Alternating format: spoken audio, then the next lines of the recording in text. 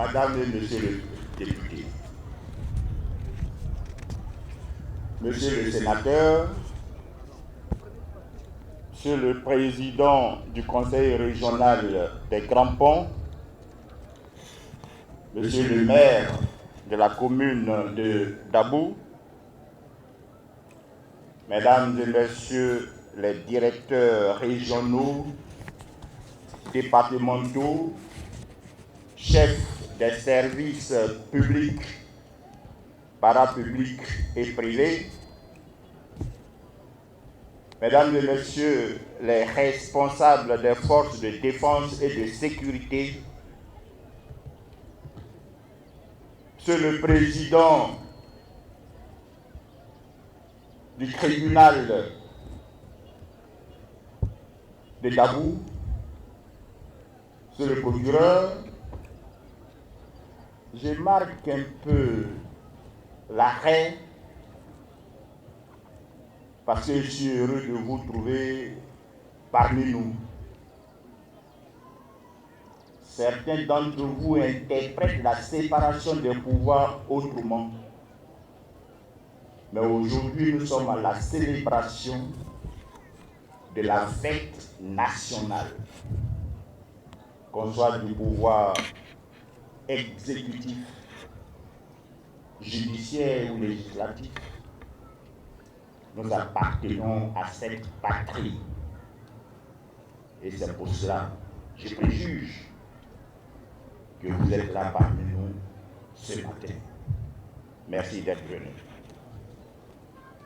Distingués chefs de village, de quartier et des différentes communautés, révérends chefs religieux, responsables, messieurs les responsables locaux des partis politiques, mesdames et messieurs les présidentes des associations et groupements de femmes, mesdames et messieurs les présidents des associations de jeunes, mesdames et messieurs les représentants des différents organes de presse,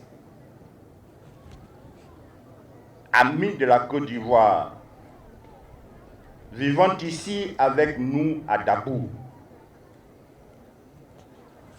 Nous sommes rassemblés aujourd'hui, ici, ce matin, encore une fois, sur cette place que Monsieur le maire va certainement baptiser place de la République ou place de l'indépendance, pour sacrifier à une tradition, exécutant ainsi un rite socio-politique, celui de nous souvenir de la naissance officielle, légale et diplomatique de notre pays, notre chère Côte d'Ivoire. Aujourd'hui, elle a 64 ans.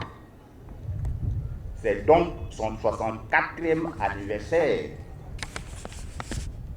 Je voudrais par conséquent vous inviter à lui dire à l'unisson, du plus profond de vous-même et sincèrement, joyeux anniversaire, chère Côte d'Ivoire.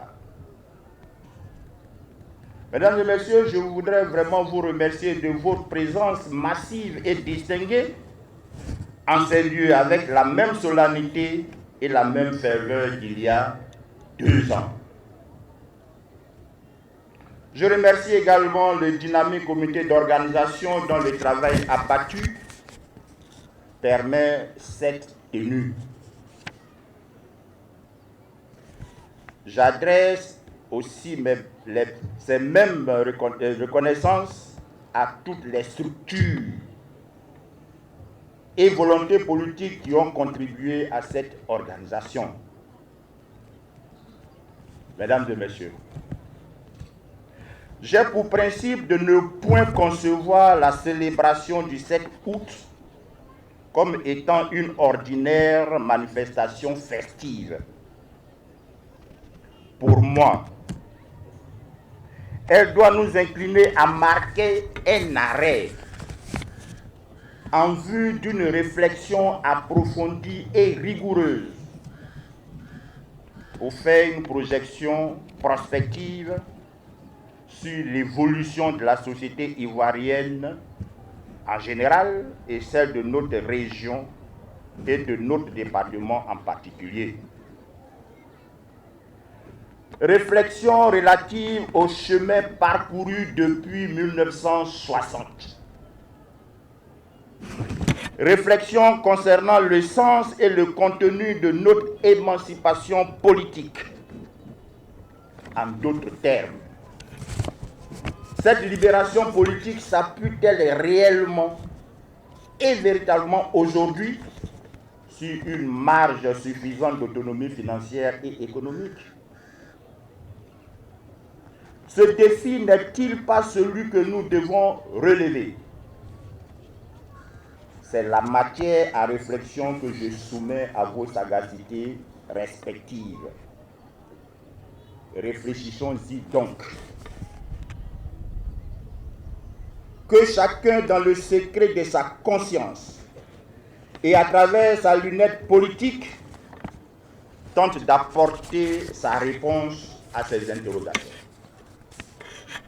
De cette réflexion, nous devons formuler des leçons ou résolutions devant nous permettre de nous projeter dans le futur en prenant soin de rectifier, corriger ce qui peut paraître considéré comme des ratés.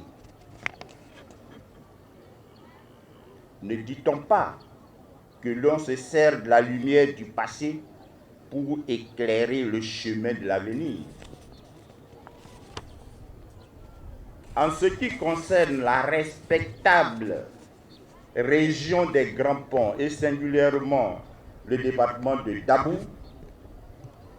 il est plus qu'impérieux de nous conduire et d'approfondir la réflexion sur notre contribution à la réalisation du projet de société que nous proposent nos gouvernants. En effet, depuis 1960 jusqu'à nos jours, nos gouvernants n'ont de cesse de nous encadrer et de nous orienter vers l'édification d'une société fondée sur des valeurs résumées dans la devise de la République. Union, discipline, travail. À ces valeurs, nous ajoutons aujourd'hui la solidarité pour bâtir une Côte d'Ivoire véritablement solidaire. Oui, l'union, la cohésion sociale, la concorde, la solidarité et la paix entre tous ceux qui vivent en Côte d'Ivoire. Les relations de bon voisinage entre notre pays et les nations qui nous sont limitrophes nous ont été enseignées comme étant les préalables à toute action de développement. C'est pourquoi je continue de déplorer ce qui est arrivé, ce qui s'est passé à Dabou en octobre 2020. Je les rappelle parce que nous sommes encore à la veille d'autres élections pour choisir nos gouvernants. Ne retombons pas dans les mêmes travers et préservons notre département de telles dérives préjudiciables à son progrès.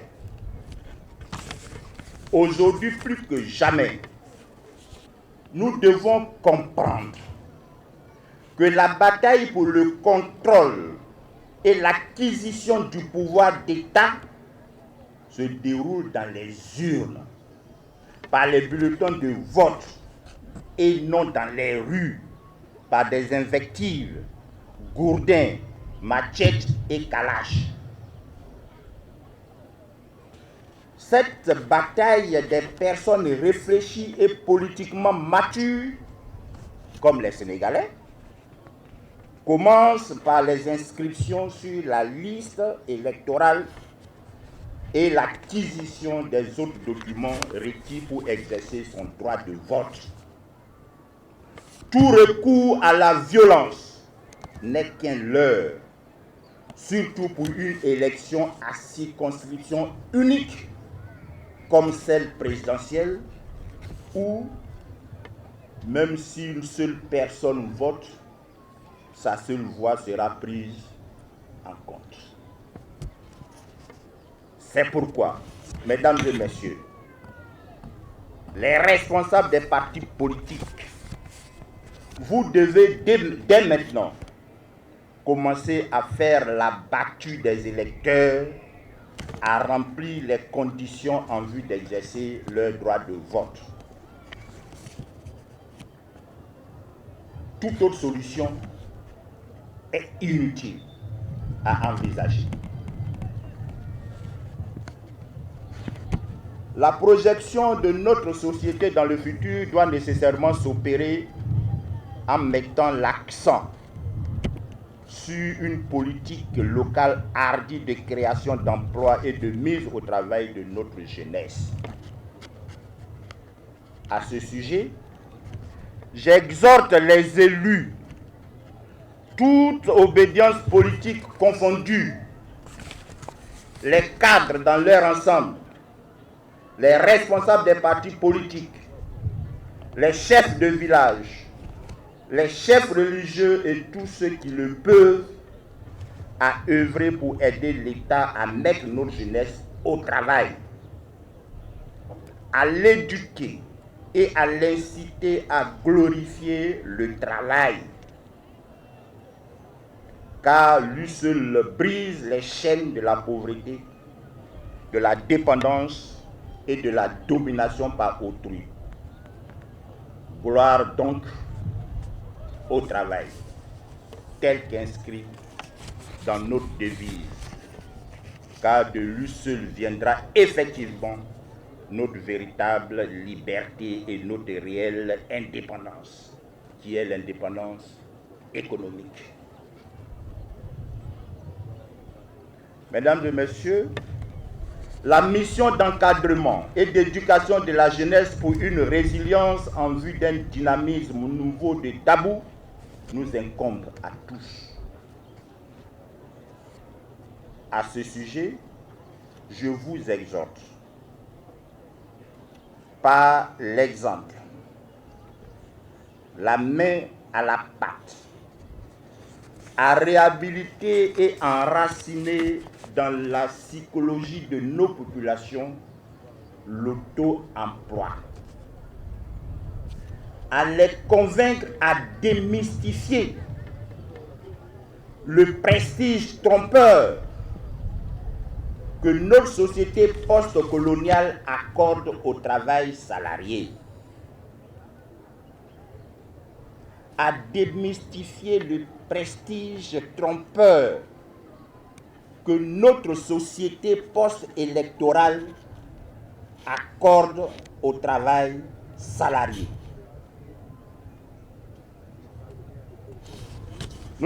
Nous envisagerons ainsi le futur, solidement adossé au travail. Nous ouvrirons de très belles perspectives pour notre département. Évidemment, tout cela ne peut se réaliser qu'en instaurant et en entretenant un climat de paix. Un climat de paix,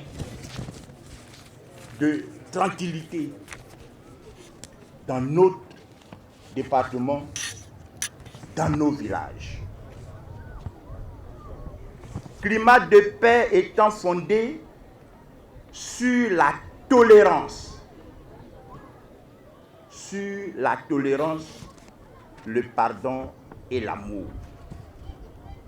Mesdames et messieurs, que les 12 prochains mois soit paisible et heureux pour notre patrie et pour Dabou.